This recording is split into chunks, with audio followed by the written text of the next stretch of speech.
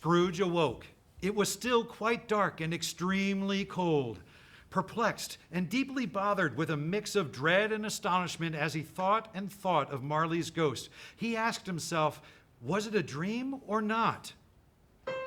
As the clock struck 1 with a deep and melancholy toll, Scrooge all of a sudden recalled Marley's promise of the first ghostly visit. At that, the curtains of his bed were drawn apart by a strange childlike figure, dressed in white, from whose head sprung a bright, clear jet of light. "I am the ghost of Christmas past." "Long past?" Scrooge asked the glittering figure. "No, your past," it replied softly. "What brought you here?" asked Scrooge nervously. "Your welfare," said the ghost. "Rise and walk with me," he said, and taking Scrooge's hand, the two gently floated through the window. Instantly, the ghost transported Scrooge to the countryside, where he had been raised. The city had vanished, as had the darkness and the mist. "What you see are but shadows of the things that have been," said the ghost. Recognizing every gate, post, and tree, Scrooge was brought to his old school, empty but not quite deserted.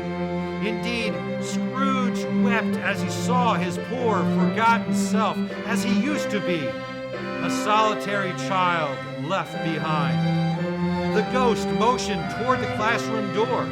It opened, and a little girl darted in. It was Scrooge's little sister, Fan. "Father has sent me in a coach to bring you home, dear brother," said the child. "Home forever and ever."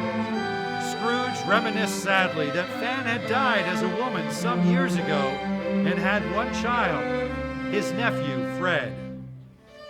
In but that moment, the schoolhouse was left behind them, and Scrooge and the ghost were now in the busy thoroughfares of a city, a certain warehouse door. The ghost asked Scrooge if he knew it. "Know it," said Scrooge. "I was apprenticed here." They watched as a jolly Christmas party ensued with dancing, singing, and merriment all around.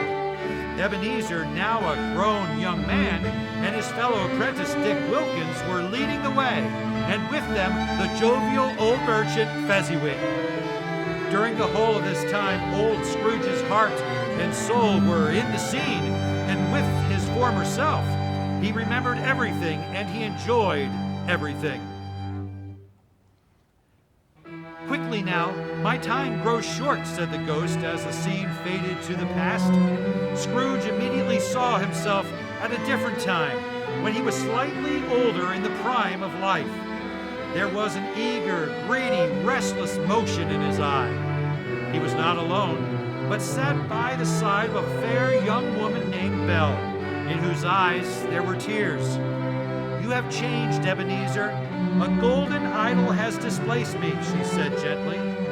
"And I release you with a full heart for the love of him you once were," she recounted, handing back to him her golden engagement ring. "Spirit, why do you torture me? No more, no more," cried Scrooge. But there was more. Taken to a more recent Christmas, Scrooge saw the same Belle, now a comely middle-aged matron, surrounded by her delightsome and loving family. As he watched, Scrooge was flooded with a dreadful awareness that he was quite alone in the world. Tormented by these scenes from his past, Scrooge exclaimed, "Remove me from this place, spirit! Take me back! Haunt me no longer!" The light of the ghost was extinguished. Immediately, he was back in his own room and sank into a deep sleep.